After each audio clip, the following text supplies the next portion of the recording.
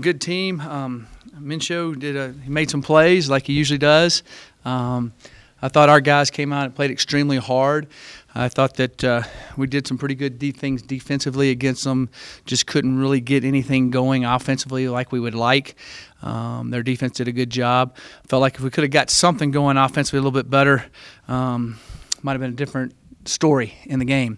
But they tipped my hats to them, and they played really, really well. And I think they're 9-1 now. So,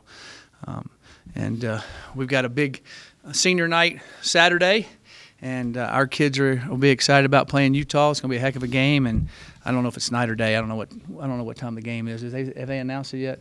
So hopefully it's in the afternoon. Be good. So I'll take any questions at this time.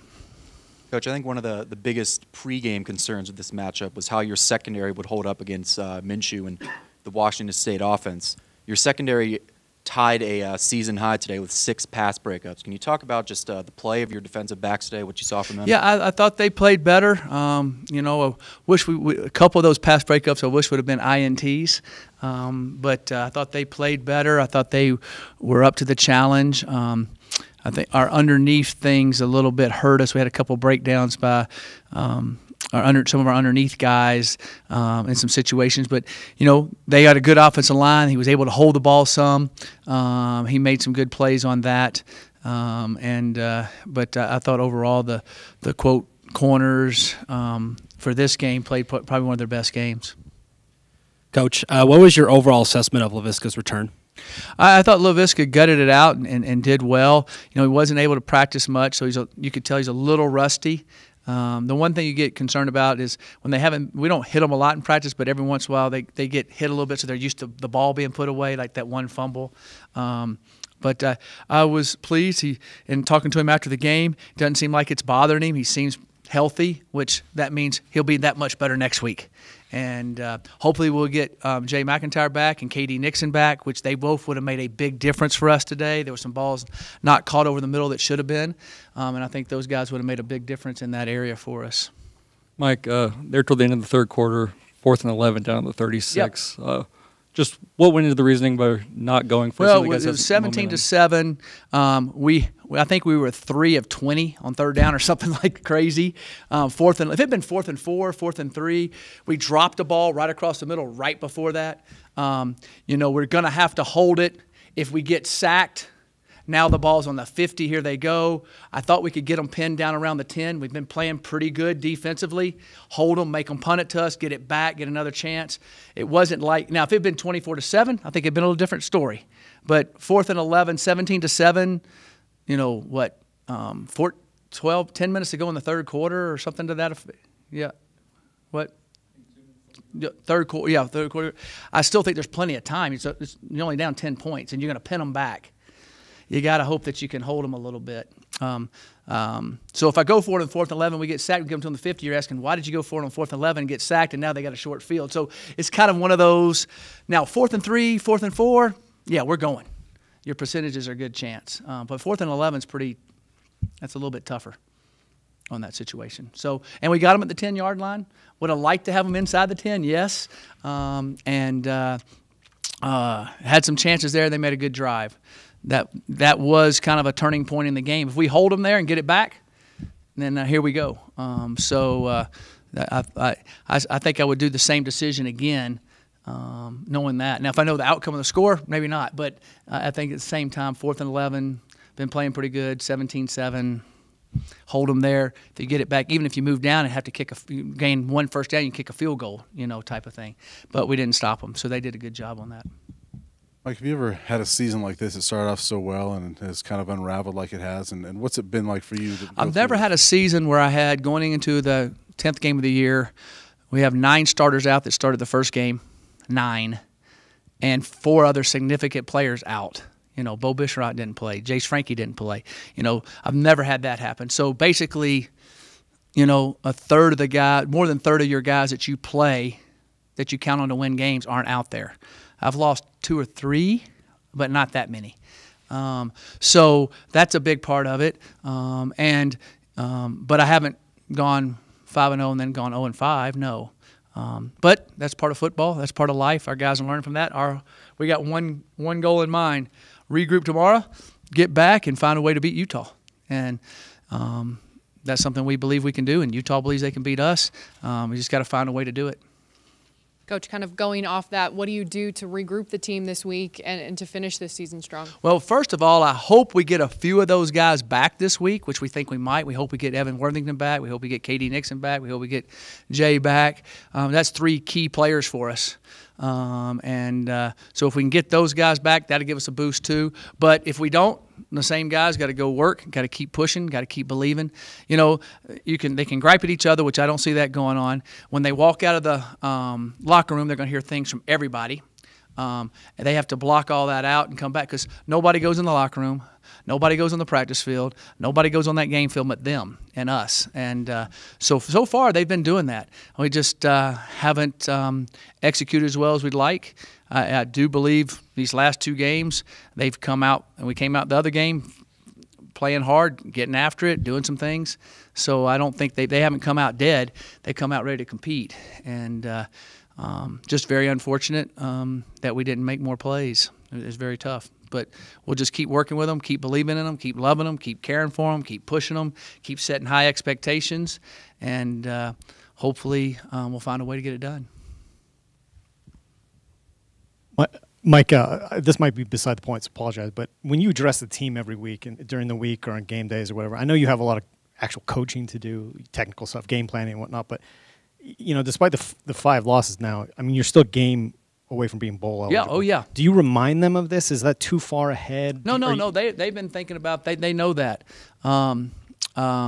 If you touch on it all the time, it might put more pressure on them. You know, with everything else. But yeah, they know that. They want to do that. They want to have that happen.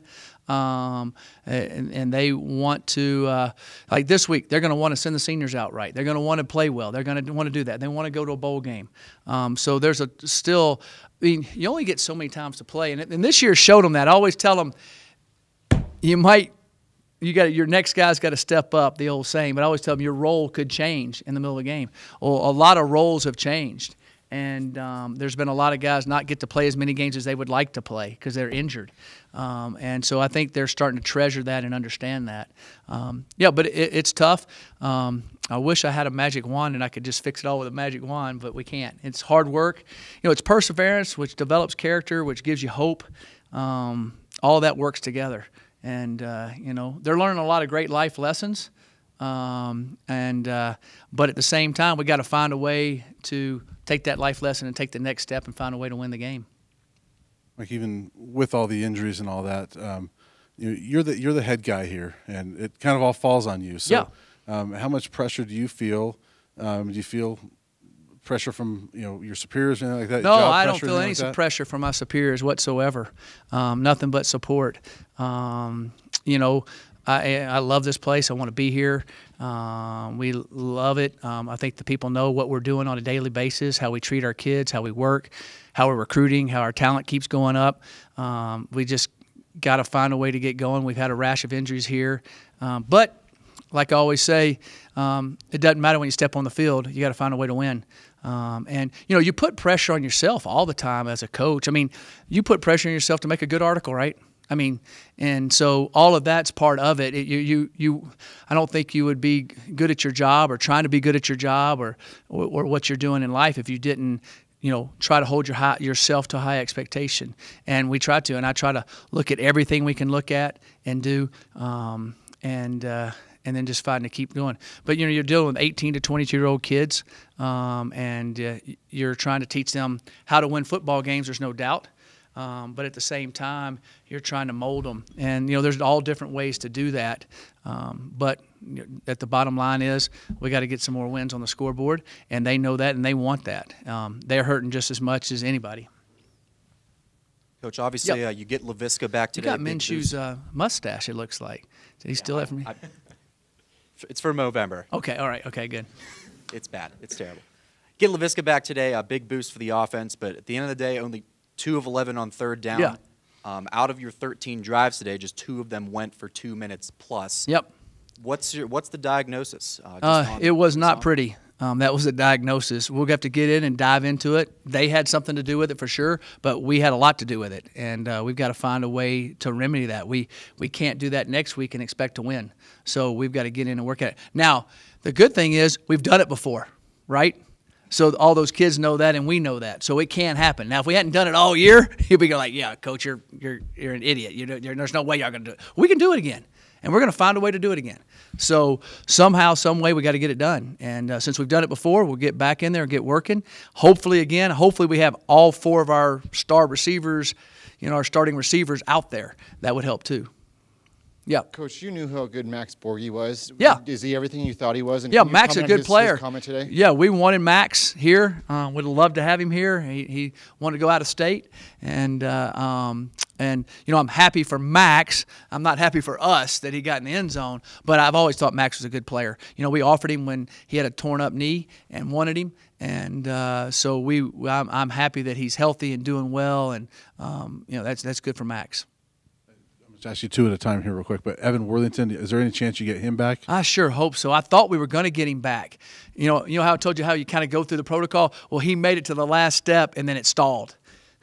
And so y'all always, well, why are you saying day-to-day? Well, because that's what happens. It is day-to-day.